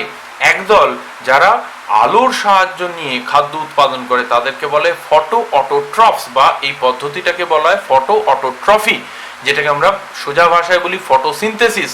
আলোর উপস্থিতিতে বা সূর্যালোকের উপস্থিতিতে সবুজ উদ্ভিদ তার যে ক্লোরোফিল রঞ্জক পাতায় থাকে বা কাণ্ডের মধ্যে থাকে তার সাহায্যে সূর্যরশ্মি থেকে আগত যে শক্তি, আলোক শক্তি, তাকে রূপান্তরিত করে কতগুলো খাদ্য শক্তিতে। এইটাকে আমরা বলি ফটো অটোট্রফি। কিন্তু এই একই ধরনের বিক্রিয়া সূর্যালোকের অনুপস্থিতিতেও ঘটাতে পারে। বিশেষ করে গভীর সমুদ্রে বসবাসকারী কতগুলো ব্যাকটেরিয়া বা মাটির গভীরে বসবাসকারী কতগুলো অণুজীব, তারা এগুলো ঘটাতে পারে। সেক্ষেত্রে সূর্যের আলোর জায়গা নেয় কতগুলো কেমিক্যাল রিয়াকশন বা কেমিক্যাল ডিকম্পোজিশনের থেকে প্রাপ্ত শক্তি, যার ফলে এই পদ্ধতিতে খাদ্য উৎপাদন করাকে বলা হয় কেমো অটোট্রফি এবং এই প্রসেসটাকে বলা হয় কেমোসিনথেসিস। এই কেমোসিনথেসিস কিন্তু কর্করীয় খাদ্য শৃঙ্খল, যেটা আমরা পরে পড়বো, ডেট্রিটাস ইকোসিস্টেমের বা ওই অণুজীবদের দ্বারা পরিচালিত যে বাস্তুতন্ত্র তাদের একটা খাদ্যের প্রধান পদ্ধতি, উৎপাদনের প্রধান পদ্ধতি। এবার চলে আসছি হেটেরোট্রফির দিকে।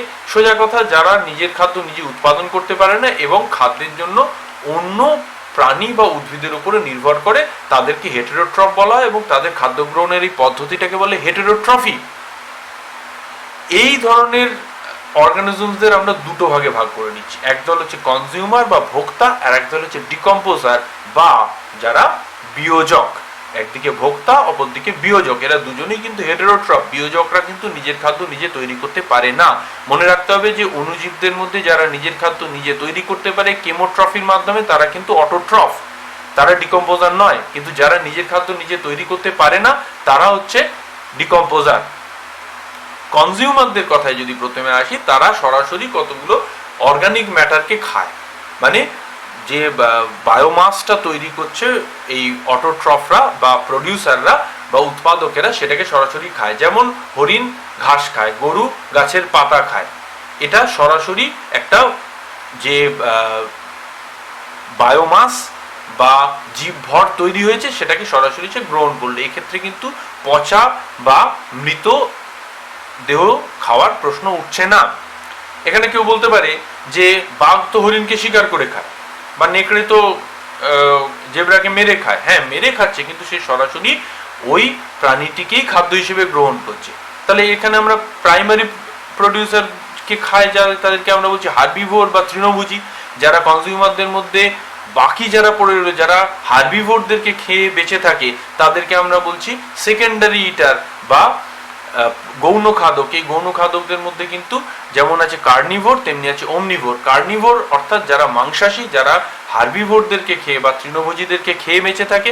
অপরদিকে ওমনিভোর যারা একদিকে হার্বিভোরদেরকেও খেতে পারে, কার্নিভোরদেরকেও খেতে পারে এবং প্রডিউসারদের থেকেও সরাসরি খেতে পারে। অর্থাৎ যে উদ্ভিদকেও খাদ্য হিসেবে গ্রহণ করতে পারে, যে তৃণভোজী প্রাণীকেও খাদ্য হিসেবে গ্রহণ করতে পারে এবং যারা মাংসাশী প্রাণীকেও খাদ্য হিসেবে গ্রহণ করতে পারে, এদেরকে বলা হয় ওমনিভোর। এই ওমনিভোর এবং কার্নিভোর দুজনেই কিন্তু কনজিউমার গোত্রের মধ্যে পড়ে এবং কনজিউমারদের মধ্যে এরা কিন্তু সেকেন্ডারি কনজিউমার।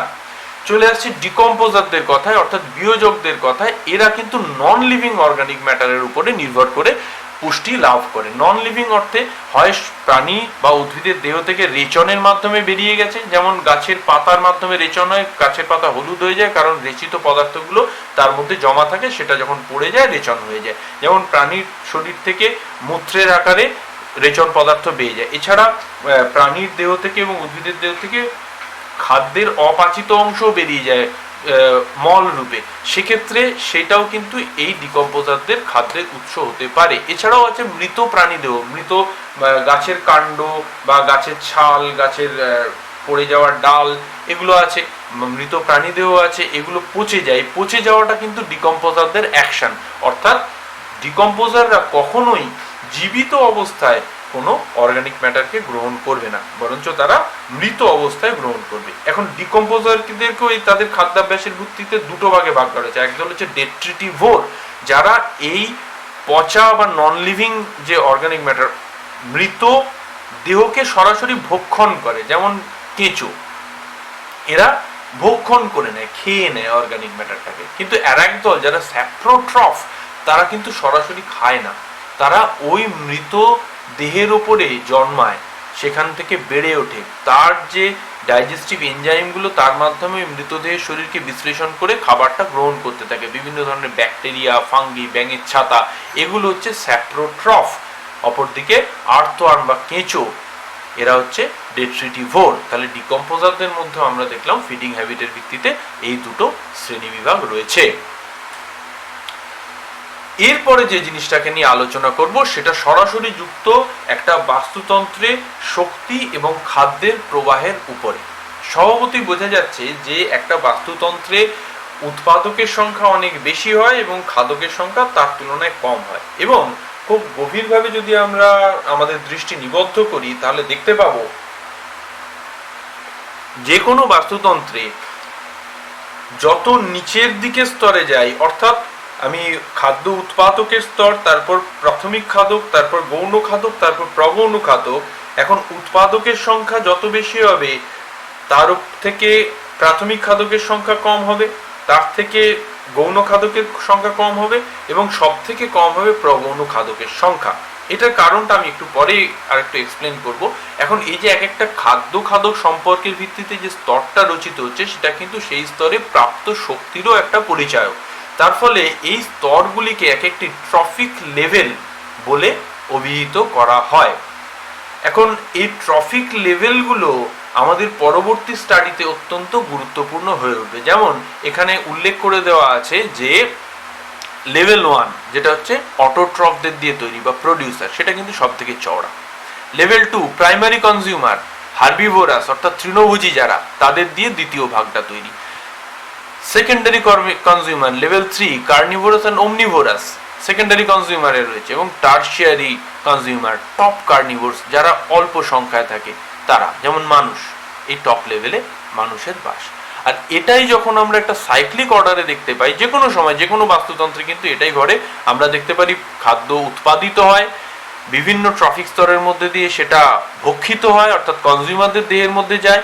সেই কনজিউমারদের দেহ থেকে আবার যে মাটিতে গিয়ে সেটা মেশে তার মাধ্যমে ডিকম্পোজাররা পুষ্ট হয়, এবং এই ডিকম্পোজারদের মাধ্যমেই এই জটিল জৈব যৌগ যেগুলো প্রডিউস করেছিল অটোট্রফরা, সৃষ্টি করেছিল সবুজ উদ্ভিদেরা, সেগুলো আবার গিয়ে মাটিতে সরল যৌগ হিসেবে মিশে যায়, যে মাটির থেকে আবার এই উদ্ভিদেরা কিন্তু শিকড়ের সাহায্যে সেইগুলিকে পুষ্টি পদার্থ রূপে গ্রহণ করে। ফলে এটাকে আমরা একটা ট্রফিক সাইকেল বলে অভিহিত করতে পারি। ডায়াগ্রামটার সাহায্যে আমরা বুঝে নেওয়ার চেষ্টা করব যে একটা বাস্তুতন্ত্রের মধ্যে কিভাবে শক্তির প্রবাহ চলে। একটা কথা আছে যে energy flow in ecosystem is unidirectional but the flow of material is cyclic. এই কথাটাকে কেন্দ্র করে আমরা আমাদের আলোচনাটাকে এখন এগিয়ে নিয়ে যাব। এখানে যে ডায়াগ্রামটা আমরা দেখতে পাচ্ছি সেখানে আমরা সহজেই বুঝতে পারছি যে সূর্য হচ্ছে যে কোনো ইকোসিস্টেমে শক্তির উৎস, সারা পৃথিবীতেই তাই। সেখান থেকে প্রথম শক্তিটাকে ট্র্যাপ করছে বা ধরছে প্রডিউসাররা বা উৎপাদকরা, যেটা হচ্ছে কিনা সবুজ উদ্ভিদ, যারা তাদের ক্লোরোফিলের সাহায্যে প্রথম খাদ্য প্রস্তুত করছে এবং খাদ্য শক্তিতে পরিণত করছে সৌরশক্তিকে। এখন এই প্রডিউসারদের নিজেদের দেহের মধ্যে বিভিন্ন শারীরবৃত্তীয় প্রক্রিয়ার কারণে বেশ কিছুটা শক্তি বেরিয়ে যাচ্ছে হিট হিসেবে বা উষ্ণতা হিসেবে। বাকি যে শক্তি সেটা যাচ্ছে কোথায়? যাচ্ছে কনজিউমারদের কাছে, অর্থাৎ যারা সেই সবুজ উদ্ভিদগুলোকে খাচ্ছে, সেই সমস্ত তৃণভোজী বা অমনিভোরাস প্রাণী, তাদের দেহে সেই শক্তিটা স্থানান্তরিত হচ্ছে। এবার এই যে কনজিউমাররা রয়েছে, সেই কনজিউমারদেরও বিভিন্ন ধরনের শারীরবৃত্তীয় প্রক্রিয়া চালানোর প্রয়োজন পড়ে। সেই শারীরবৃত্তীয় প্রক্রিয়া চালানোর জন্য কিন্তু, অর্থাৎ শ্বসনের জন্য, পুষ্টির জন্য, তাদের যে জনন ক্রিয়া, বংশবিস্তার, তাদের জন্য কিন্তু এখানে বিভিন্ন শক্তি খরচ হচ্ছে। সেই শক্তিও কিন্তু তাদের শরীর থেকে তাপ শক্তি হিসেবে মহাশূন্যে বিলীন হয়ে যাচ্ছে। এই শক্তিটাকে কিন্তু আর ফিরিয়ে নেওয়া যাবে না, যে শক্তিটা একবার বেরিয়ে চলে যাচ্ছে। কিন্তু সিস্টেমে পড়ে থাকা বাকি যে শক্তি, সেটা কনজিউমারদের দেহের যখন ডিকম্পোজিশন হচ্ছে, অর্থাৎ তাদের শরীর থেকে যে বর্জ্য পদার্থ বেরিয়ে যাচ্ছে সেটা হতে পারে, বা তাদের যখন মৃত্যু হচ্ছে, সেই মৃত্যুর পরবর্তী সময় তাদের দেহের যখন ডিকম্পোজিশন হচ্ছে, তখন সেই শক্তির অধিকারী হচ্ছে এই ডিকম্পোজাররা বা বিয়োজকেরা। এই বিয়োজকেদেরও নিজেদের শারীরবৃত্তীয় ক্রিয়ার কারণে বেশ কিছুটা শক্তি লস হয়ে যাচ্ছে হিট হিসেবে, বা এই পুরো সিস্টেম থেকে তারা বেরিয়ে চলে যাচ্ছে। বাকি যেটা, সেটা বিভিন্ন ধরনের রাসায়নিক শক্তি হিসেবে আবার ফিরে যাচ্ছে ইনঅর্গানিক নিউট্রিয়েন্ট পুল, বা যেটাকে আমরা বাংলায় বলতে পারি যে অজৈব পুষ্টি পদার্থের যে ভান্ডার, সেখানে সেই ভান্ডারটা কিন্তু আর অন্য কিছু না, সেই ভান্ডারটা হচ্ছে মাটি বা মৃত্তিকা, যেখান থেকে আবার পুনরায় প্রডিউসাররা বা উৎপাদকেরা এটাকে ফিরে পাবে। কিন্তু যেহেতু এখান থেকে সূর্যরশ্মির থেকে যে সৌরশক্তি এখানে প্রাপ্ত হচ্ছে প্রডিউসারদের মধ্যে, যেটা কনজিউমারদের কাছে যাচ্ছে, যেখান থেকে ডিকম্পোজার হয়ে আবার ফিরে আসছে, এর মধ্যখানে কিন্তু একটা বিরাট পরিমাণ শক্তি এই সিস্টেম থেকে বাইরে বেরিয়ে চলে যাচ্ছে, যাকে আর ফিরিয়ে আনা যাবে না। যে কারণে আমরা বলছি যে energy flow in ecosystem is unidirectional. যখন ডিকম্পোজাররা এটা বের করে দিল, তার ম্যাক্সিমাম শক্তিটাই কিন্তু সেই তাপ শক্তি রূপে ফিরে চলে গেল, আবার এটাকে ফেরত পাওয়া যাবে না। তাই আমরা বলছি energy flow in ecosystem is unidirectional. কিন্তু মেটেরিয়ালের ফ্লো সব সময় একটা চক্রাকারে চলতে থাকে। এই জায়গাটা একটু পরিষ্কার করে বুঝতে হবে। যখন একটা ট্রফিক লেভেল থেকে পরবর্তী ট্রফিক লেভেলে খাদ্যটা যাচ্ছে, তখন তার মধ্যে বেশ কিছুটা কিন্তু নষ্ট হচ্ছে। কিন্তু নষ্ট হওয়া অর্থে আমি কি বলছি না, খাদ্য গ্রহণ করার সময় যতটা খাদ্য খাদক পেল, তার পুরোটা তার শরীরে কাজে লাগছে না। তার শরীর থেকে রেচিত হয়ে বা বর্জ্য পদার্থ হিসেবে অনেকটা খাদ্য বেরিয়ে চলে যাচ্ছে, কিন্তু মনে রাখতে হবে সেই খাদ্যটা বেরিয়ে গেলেও সেটা কিন্তু সেই সিস্টেমের মধ্যেই থাকছে। আনলাইক দ্যাট এনার্জি, ওই যেটা হিট এনার্জি হিসেবে আমরা দেখেছিলাম বেরিয়ে চলে যাচ্ছে, যাকে আমি ফেরত পাবো না, যাকে ধরে রাখতে পারবো না, এক্ষেত্রে কিন্তু বেরিয়ে যাওয়া যে খাদ্যের অংশটা সেটা সিস্টেমের মধ্যেই থেকে যাচ্ছে। সেটা পাচ্ছে কারা? পাচ্ছে ডিকম্পোজাররা বা বিয়োজকেরা। ফলে তারা তার বিয়োজন কার্য করে নিজেদের যেমন শারীরবৃত্তীয় ক্রিয়া চালাচ্ছে, তেমনি ওই পদার্থগুলোকে ব্রেকডাউন করে আবার ওই নিউট্রিয়েন্ট পুল বা পরিপোষকের যে ভান্ডার মাটির মধ্যে ফেরত পাঠিয়ে দিচ্ছে, যেখান থেকে সেটা আবার পুনরায় ব্যবহৃত হতে পারছে। যে কারণে কিন্তু আমরা দেখছি যে বাস্তুতন্ত্রের মধ্যে এক ট্রফিক স্তর থেকে অন্য ট্রফিক স্তরে খাদ্যের যে প্রকরণ, যে প্রচলনের প্রক্রিয়া, সেটা একটা চক্রাকার। এইভাবে আমরা যদি দেখি তাহলে এই সমগ্র যত ধরনের পুষ্টি পদার্থ জীবের বেঁচে থাকার জন্য প্রয়োজন, এবং জল পুষ্টি পদার্থ না হলেও জল ছাড়া জীবনের অস্তিত্ব সম্ভব নয়, এদের সামগ্রিকভাবে একত্রিতভাবে বায়ো জিও কেমিক্যাল সাইকেল বলা হয়। বায়ো জিও কেমিক্যাল সাইকেল, ভূ জৈব রাসায়নিক চক্র বলে অভিহিত করা হয়। এই শব্দটাকে একটু বিশ্লেষণ করে দিয়ে পরের স্লাইডে যাব। ভূ জৈব রাসায়নিক চক্র, প্রথমে ভূ, কারণ এটা পৃথিবীর বুকে ঘটছে, পৃথিবীর থেকে প্রাপ্ত হচ্ছে এই পদার্থগুলো এবং ঘুরে ফিরে আবার পৃথিবীর বুকেই ফিরে আসছে, তাই ভূ। জৈব, কারণ এই সমগ্র চক্রটার একটা বিরাট অংশ সংগঠিত হচ্ছে জীবের শরীরের মধ্যে দিয়ে। সেটা উদ্ভিদের শরীর হতে পারে, সেটা প্রাণীর শরীর হতে পারে, সেটা কোনো ডিকম্পোজারের শরীর হতে পারে, কিন্তু জীবের শরীরের মধ্যে দিয়ে যেহেতু এই চক্রটা সম্পন্ন হচ্ছে, তাই জৈব।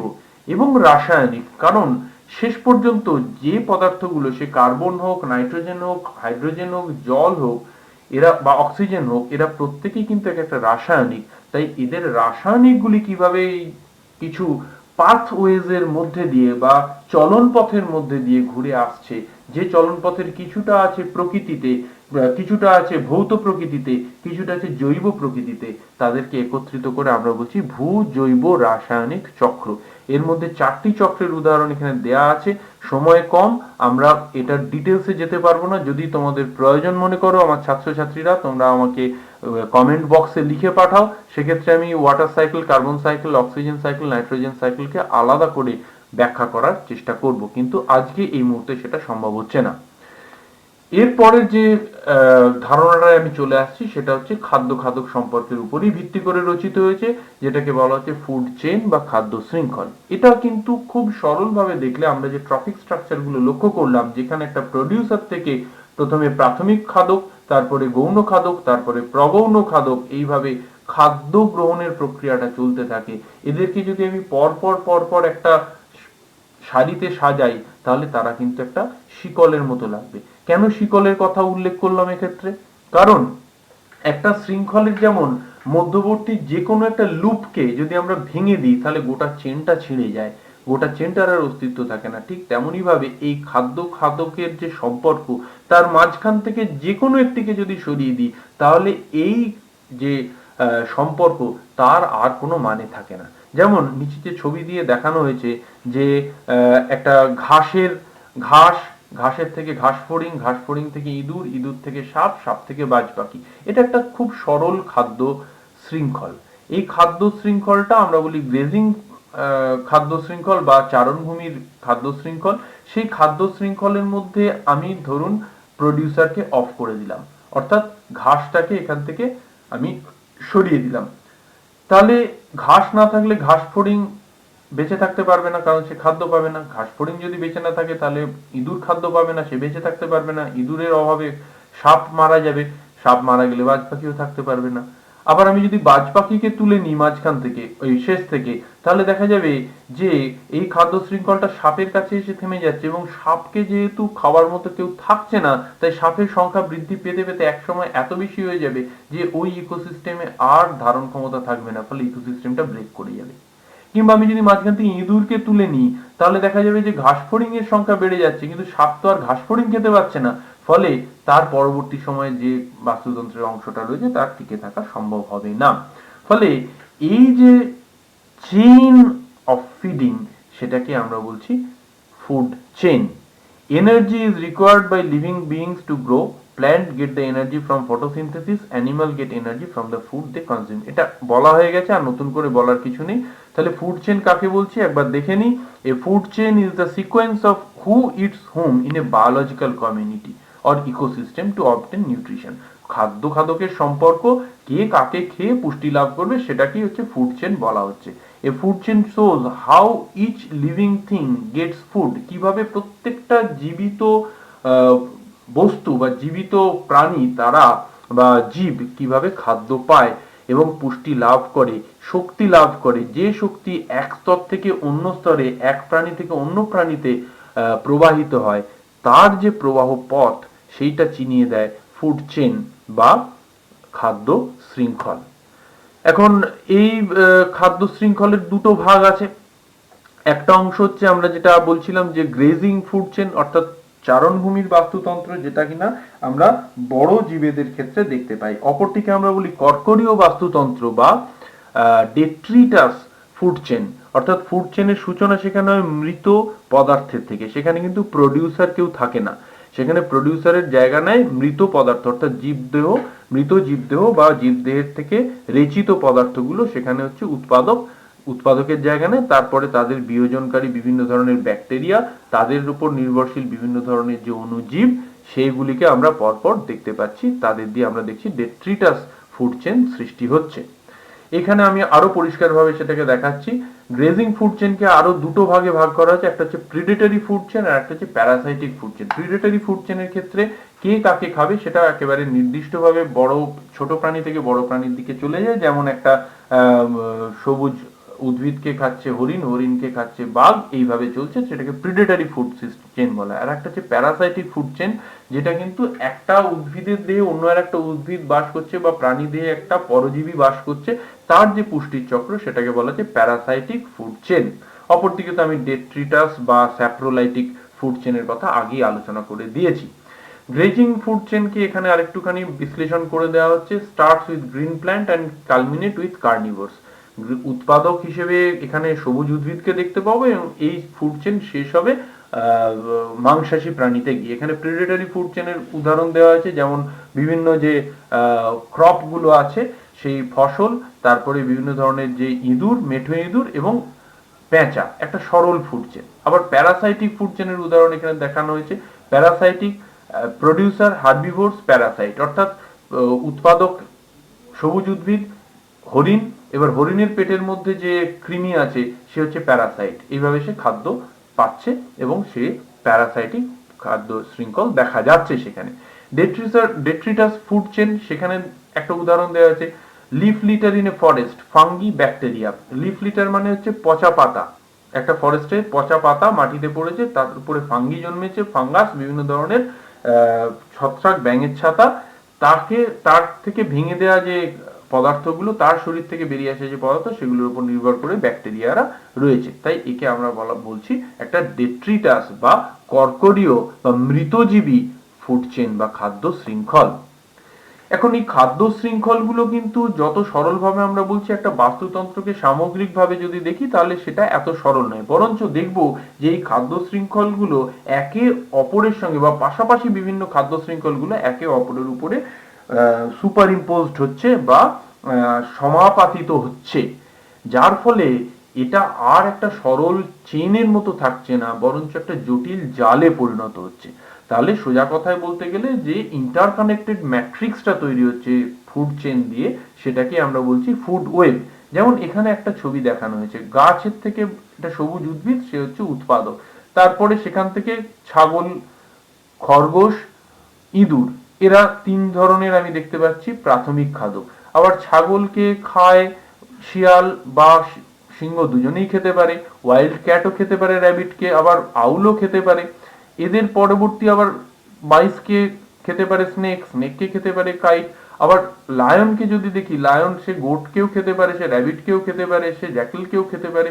অর্থাৎ এইখানে খাদ্য খাদকের সম্পর্কগুলো আরো জটিল। ঠিক একইভাবে আমি এখানে যদি একটা ডেট্রিটিভোরাস যে খাদ্য শৃঙ্খল, সেটাও এখানে দেখানো হয়েছে। বিভিন্ন ধরনের মাইট গুলো, বিভিন্ন ধরনের ব্যাকটেরিয়া গুলো, তারা থেকে শুরু করে বিভিন্ন ধরনের যে রোডেন্ট অ্যানিমাল, যারা ছুঁচো, বিভার, এই ধরনের প্রাণীগুলো, এরা প্রত্যেকে কিভাবে জড়িয়ে গেছে একটা জালে, যেটাকে আমরা বলছি খাদ্য জাল।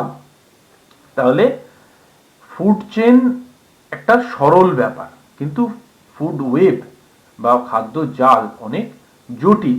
এ food web is many food chains linked together to show a more accurate model of all possible feeding relationship or organisms in an ecosystem. একটা বাস্তুতন্ত্রে যত ধরনের খাদ্য খাদক সম্পর্ক হতে পারে তার একটা জটিল উপস্থাপনাকে আমরা বলছি ফুড চেইন বা খাদ্য জাল।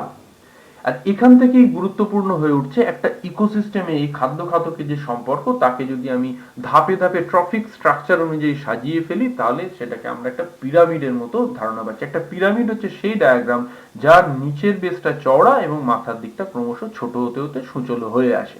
তাহলে এখানে আমরা যদি উদাহরণটা দেখি যে ecological pyramid কি, an ecological pyramid is an illustration of the reduction in energy as you move through each feeding level of an ecosystem। এটা খুব প্রণিধানযোগ্য।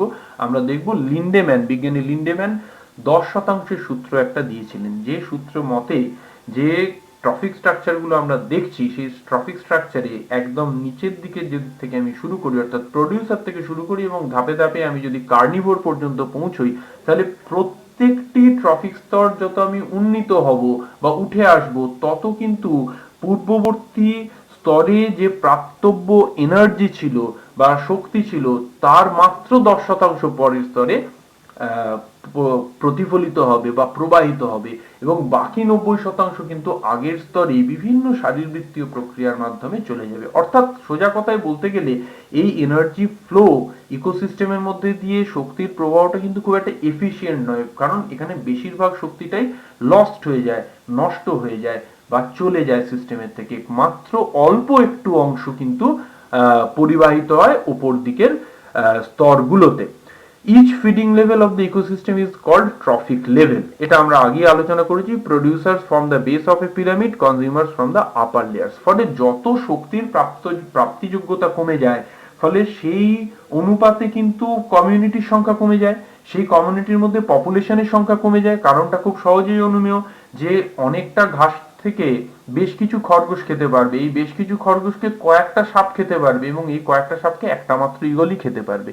কারণ এখানে যদি ঈগলের সংখ্যা বেড়ে যায় তাহলে খাদ্য পাওয়া যাবে না এই স্তর থেকে, বা সাপের সংখ্যা যদি খুব বেড়ে যায় তাহলে খরগোশ এত পাওয়া যাবে কি করে, খরগোশ তো না পেলে সাপ বেঁচে থাকতে পারবে না। তাহলে খুব এভিডেন্ট এটা যে নিচের স্তর থেকে যত বেশি শক্তি উপর দিকে যাবে তত উপরের স্তরে বাড়বে। যদি কোনো কারণে ঘাসের সংখ্যা বেড়ে যায় তাহলে খরগোশের সংখ্যা বাড়বে, খরগোশের সংখ্যা বাড়লে সাপের সংখ্যা বাড়বে, সাপের সংখ্যা বাড়লে চিলের সংখ্যাও বাড়বে। তাহলে সম্পর্কটা এইভাবে, সম্পর্কটা সমানুপাতিক কিন্তু সেইটার এফিসিয়েন্সি লেভেল অত্যন্ত কম। এখন এই ইকোলজিক্যাল পিরামিডকে আমরা তিনটে ভাগে ভাগ করি সাধারণত। বায়োমাস পিরামিড অর্থাৎ এক একটি স্তরে কত পরিমাণের জীব ভর অ্যাকিউমুলেটেড হয়েছে বা জমা হয়েছে তার ভিত্তিতে পিরামিড করলে বায়োমাস পিরামিড। যদি শুধুমাত্র প্রজাতির সংখ্যা বা কমিউনিটির মধ্যে সংখ্যা পপুলেশনকে দিয়ে ধরি তাহলে তাকে আমি বলবো নাম্বার পিরামিড। এবং যদি এক একটি স্তরে কত প্রজাতি আছে সেটি না দেখে বা বায়োমাস না দেখে কতটা এনার্জি পাওয়া যাচ্ছে বা অ্যাভেলেবিলিটি অফ এনার্জির ভিত্তিতে যদি পিরামিডটাকে রচনা করি তাহলে সেটা হয়ে যাবে একটা এনার্জি পিরামিড। যেমন এখানে কতগুলো বায়োমাস পিরামিডের কথা বলা হয়েছে, অর্থাৎ শুষ্ক জীবভর। এই জীবভরটাকে কিন্তু মেজার করতে হয়, মেজারমেন্টের ফর্মুলাটা আমি পরে দেখাচ্ছি। এই পিরামিড অফ বায়োমাস সাধারণত দু ধরনের হতে পারে, একটা হচ্ছে ইনভার্টেড আর একটা হচ্ছে আপরাইট। ইনভার্টেড এর ক্ষেত্রে কি হচ্ছে না, প্রডিউসার যারা তাদের সংখ্যা প্রচুর কিন্তু যেহেতু তারা খুব ছোট আকারে, যেমন এটা একটা আমি দেখতে পাচ্ছি জলজ বাস্তুতন্ত্র যেখানে প্রডিউসার হচ্ছে প্ল্যাঙ্কটন। প্ল্যাঙ্কটনটা একটা আণুবীক্ষণিক জীব, তাদের সামগ্রিক জীবভর কিন্তু কখনোই এই একটা নির্দিষ্ট অঞ্চলে যে হার্বিভোরস এবং কার্নিভোরস আছে তাদের সমান হতে পারে না, অর্থাৎ মাছেদের সংখ্যা বা হাঙরদের সংখ্যার থেকে কম। ফলে সামগ্রিক জীব ভরের ভিত্তিতে যদি দেখি, যেমন দেখা যাচ্ছে প্রতি স্কোয়ার মিটারে 4 গ্রাম মাত্র, সেক্ষেত্রে হার্বিভোরাসদের দেখছি তার ডাবল, প্রতি স্কোয়ার মিটারে 8 গ্রাম এবং কার্নিভোরাসের ক্ষেত্রে প্রতি স্কোয়ার মিটারে 12 গ্রাম। তাহলে এই ধরনের ক্ষেত্রে এটাকে পিরামিডটা বায়োমাসের ভিত্তিতে আমি দেখছি ইনভার্টেড হয়ে গেছে, উল্টানো হয়ে গেছে। কিন্তু আমি যদি একটা গ্রেজিং সিস্টেমে দেখি তাহলে কিন্তু সামগ্রিকভাবে উৎপাদকদের সংখ্যা অনেক বেশি। একটা তৃণভূমি বাস্তুতন্ত্রে ঘাসের যে মোট জীবভর সেটা কিন্তু অনেক বেশি এই হার্বিভোর বা তৃণভোজীদের থেকে। আবার তৃণভোজীদের থেকে যেটা কার্নিভোর বা প্রাইমারি কার্নিভোর যারা হচ্ছে গৌণ খাদক তাদের সংখ্যা বা তাদের ওজন আরো বেশি। এটা খুব স্বাভাবিক। 100টা হরিণের পাল থাকলে তার পিছনে তাদেরকে খাওয়ার জন্য 10টা নেকড়ে দেখতে পাওয়া যাবে, আবার 10টা নেকড়ে আর 100টা হরিণ থাকলে একটা মাত্র সিংহকে দেখতে পাওয়া যাবে বা দুটো সিংহকে দেখতে পাওয়া যাবে। ফলে এই জিনিসটার ভিত্তিতে যখন বায়োমাসটাকে আমি দেখছি তখন সেটাকে আমরা বলছি যে আপরাইট বায়োমাস পিরামিড।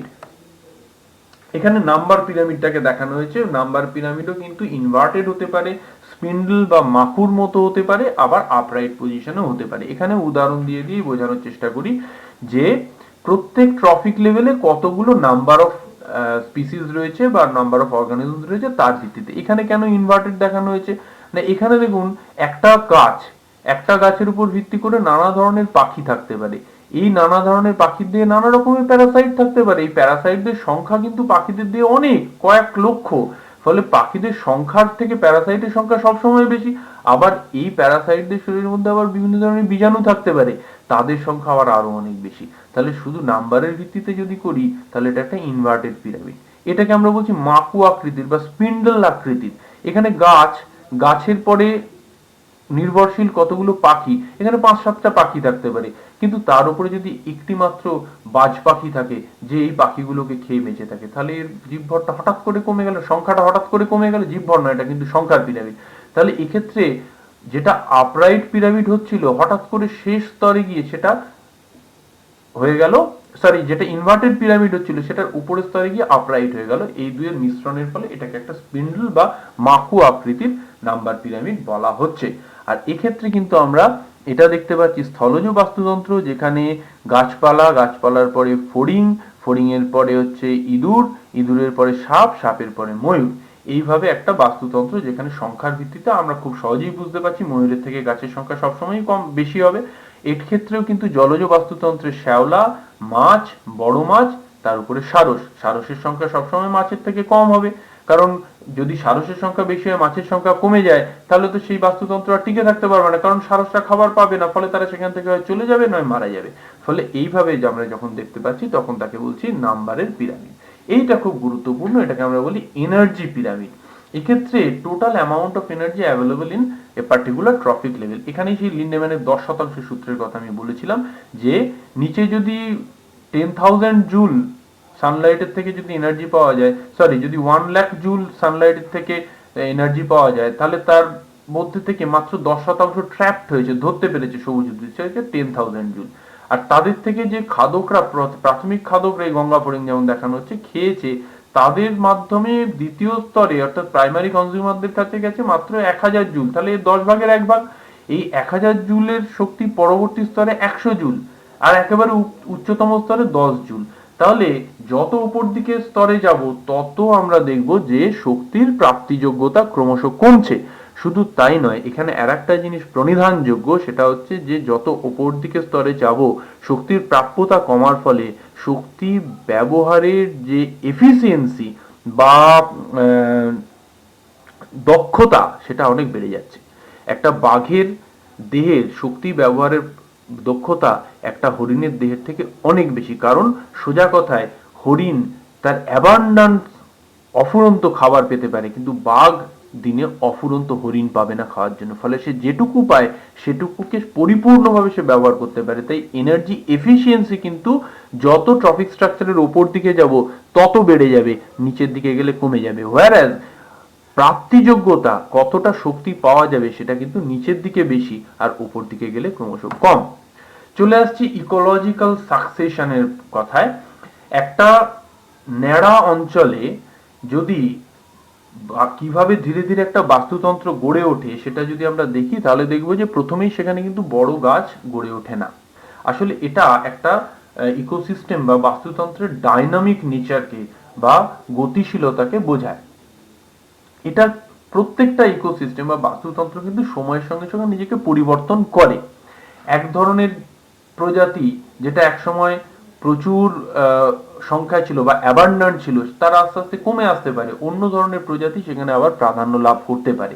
এই যে এক ধরনের প্রজাতি বিস্তার লাভ করা, তার কমে আসা, এবং আবার অন্য একটা প্রজাতি সে বিস্তার লাভ করা বা ডমিনেন্ট হয়ে ওঠা, এই পদ্ধতিটাকে কিন্তু বলা হয় ইকোলজিক্যাল সাকসেশন। অর্থাৎ আমি যদি এটাকে সংজ্ঞায়িত করি তাহলে বলি যে it is a slow and gradual process, খুব ধীর এবং ক্রমান্বয়ী একটা প্রক্রিয়া, by which ecosystem changes and develop over time, যার মাধ্যমে বাস্তুতন্ত্রগুলো শুধু নিজেকে পরিবর্তনই করে না, নিজেদেরকে বর্ধিতও করে এর মাধ্যমে। Ecological succession is the changing sequence of communities that leave an ecosystem during a given time period. এটা একটু ব্যাখ্যা করে দিই।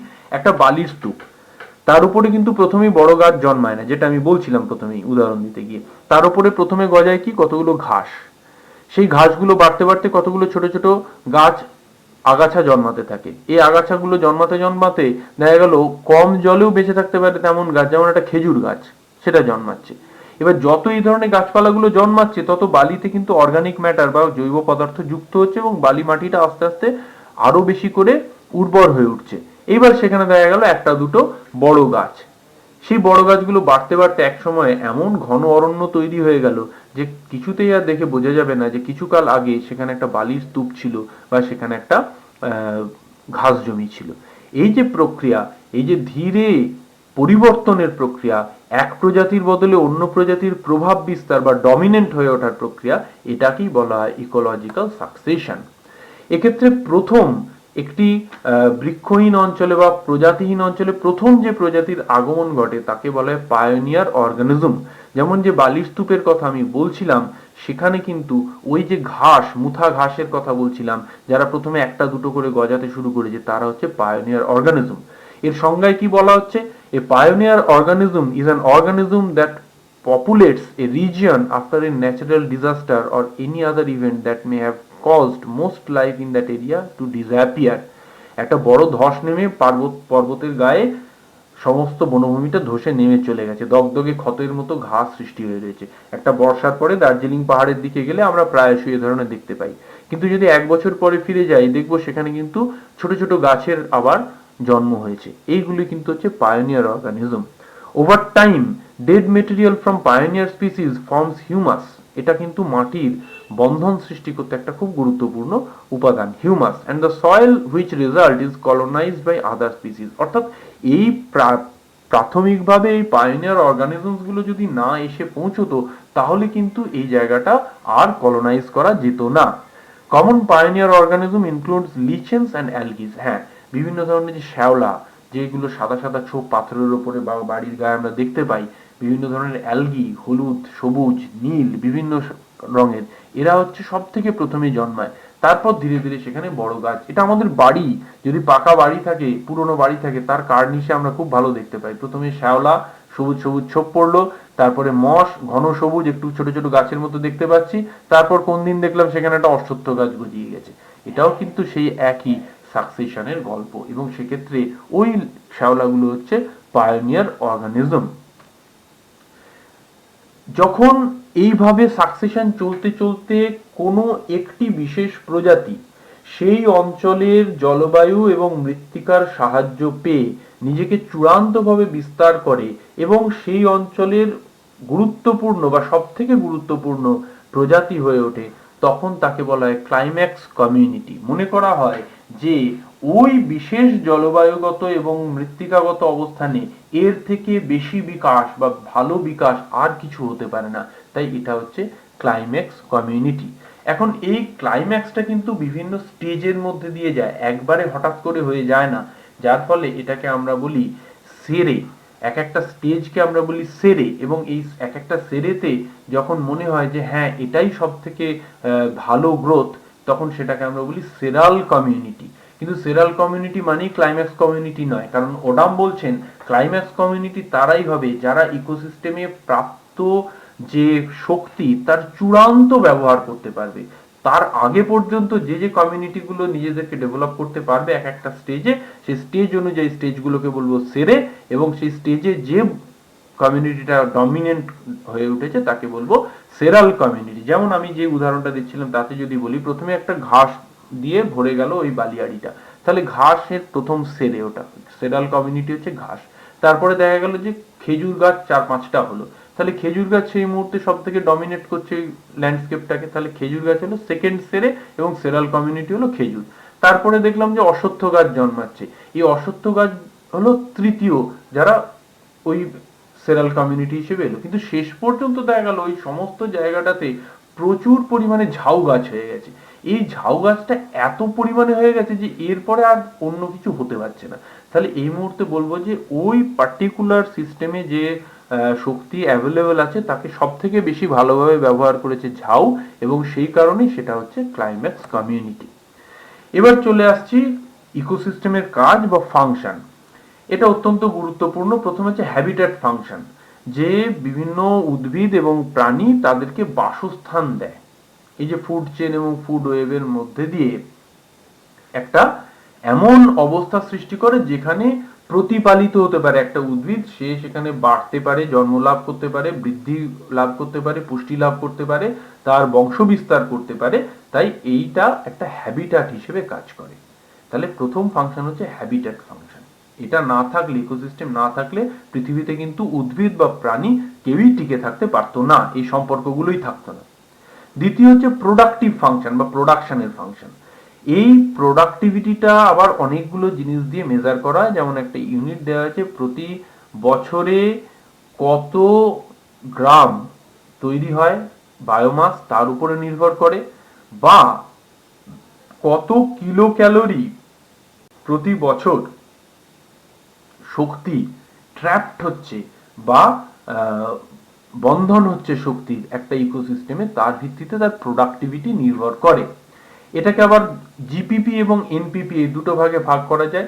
জিপিপি হচ্ছে গ্রস প্রাইমারি প্রোডাক্টিভিটি বা গ্রস প্রাইমারি প্রোডাকশন। এটা যতটা পরিমাণ টোটাল এনার্জি ফিক্সড হলো, সূর্য থেকে আগত রশ্মি থেকে যতটা পরিমাণ শক্তি খাদ্য শক্তিতে রূপান্তরিত হলো, সেটাকে আমরা গ্রস বলছি।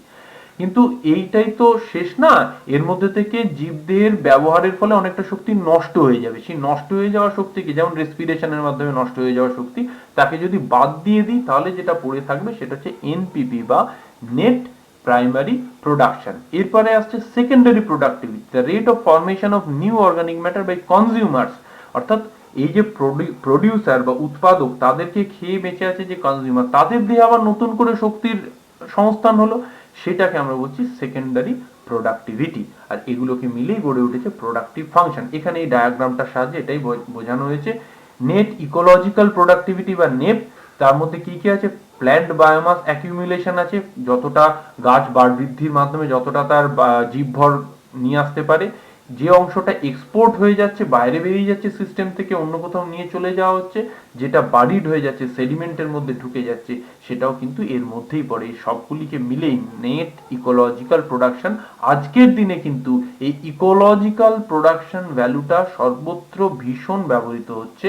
আজকে কিন্তু একটা যে কোনো প্রজেক্ট করতে গেলে যেখানে ইকোসিস্টেমের উপরে চাপ আসবে বা ভেঙে পড়বে ইকোসিস্টেম, যেমন একটা বাঁধ তৈরি করা বা একটা বড় তাপবিদ্যুৎ কেন্দ্র তৈরি করা, এই সমস্ত ক্ষেত্রে কিন্তু নেট ইকোলজিক্যাল প্রোডাকশন কতটা সেখানে হচ্ছে সেটা, এবং যে অর্থনৈতিক কাজটা ওই বিশেষ প্রজেক্টটা দেবে, তাদের মধ্যে তুলনা করেই সিদ্ধান্ত নেওয়া হচ্ছে। অন্তত খাতায় কলমে সেই ধরনের সিদ্ধান্ত নেওয়ার কথা। নেক্সট ফাংশনটা অত্যন্ত গুরুত্বপূর্ণ, ডিকম্পোজিশন। আমি আলোচনার শুরুতেই বলেছিলাম যে ডিকম্পোজিটদের হেলাফেলা করার কোনো জায়গা নেই। এরা হতে পারে অণুজীব, হতে পারে অতি ক্ষুদ্র, কিন্তু 80% শক্তি এবং পদার্থ এদের মাধ্যমেই পরিবহিত হয় একটা সিস্টেমের মধ্যে। কি কি ধরনের আছে ডিকম্পোজিশন? একটা প্রাণী দেহ বা উদ্ভিদ দেহ মৃত্যুর পরে বা তার রেচিত হয়ে যাওয়ার পরে এই 5টা ধাপের মাধ্যমে ফ্র্যাগমেন্টেশন। প্রথমে ওই অণুজীব, যেগুলো ছোট ছোট জীব, যেগুলো মাটিতে বসবাস করে, ওই কেঁচো টেচো ইত্যাদি, এরা ছোট ছোট ভাগে ভেঙে দিচ্ছে, বড় পাতাগুলোকে পিঁপড়ে কেটে কেটে খেয়ে নিচ্ছে, এটা হচ্ছে ফ্র্যাগমেন্টেশন। এরপর হচ্ছে জলের মাধ্যমে সেটা যতটা চলে যাচ্ছে মাটির নিচে, সেটা হচ্ছে লিচিং। এরপর হচ্ছে ক্যাটাবলিজম, যে বিভিন্ন ধরনের ব্যাকটেরিয়াগুলো বা বিভিন্ন ধরনের ফাঙ্গিগুলো তার উপরে বসবাস করে তার থেকে পুষ্টি সংগ্রহ করে নেবে এবং এইভাবে তাকে বিশ্লেষণ করে দেবে। নেক্সট আসছে হিউমিফিকেশন। হিউমিফিকেশনের মাধ্যমে এর একটা অংশ হিউমিক অ্যাসিড তৈরি করে জলের সঙ্গে উধাও হয়ে যাবে, আর যেটা পড়ে থাকবে সেটা একটা পিওর মিনারেল, যেটা ছিল জটিল জৈব যৌগ, সেটা তখন সরলীকৃত হয়ে সাধারণ মিনারেলে পরিণত হয়েছে। এটাকে বলা হয় মিনারেলাইজেশন। তাহলে এটা হচ্ছে total decomposition process. Next function হচ্ছে রেগুলেটরি ফাংশন। ইকোসিস্টেমের মাধ্যমে কতগুলো অত্যন্ত গুরুত্বপূর্ণ জীবনদায়ী প্রক্রিয়াকে আমরা অত্যন্ত স্টেবিলিটির সঙ্গে আমরা রেগুলেট করতে পারি। যেমন বিভিন্ন ধরনের যে পুষ্টি পদার্থগুলোর বায়োজিওকেমিক্যাল সাইকেলের কথা বলছিলাম, সেইটা একটা রেগুলেটরি ফাংশন।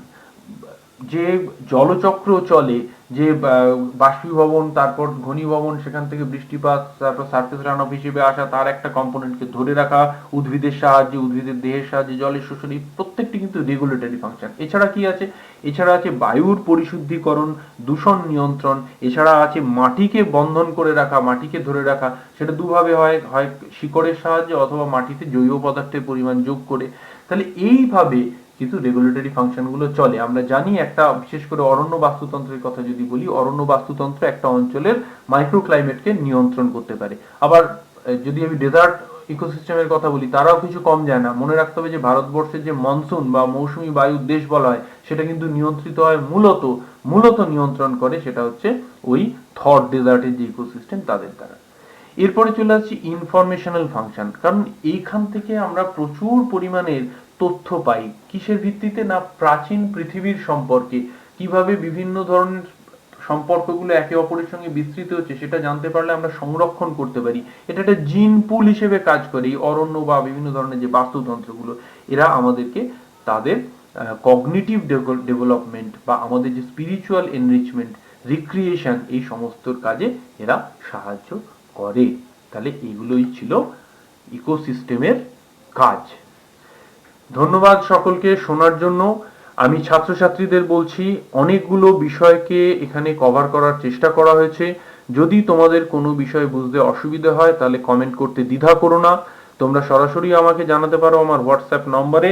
এবং এছাড়াও যেটা বলবো, যে তোমাদের যদি আরো কোনো অংশের আরো ডিটেইল প্রেজেন্টেশন প্রয়োজন বলে মনে হয় তাহলে কমেন্ট করে লিখে পাঠাতে পারো।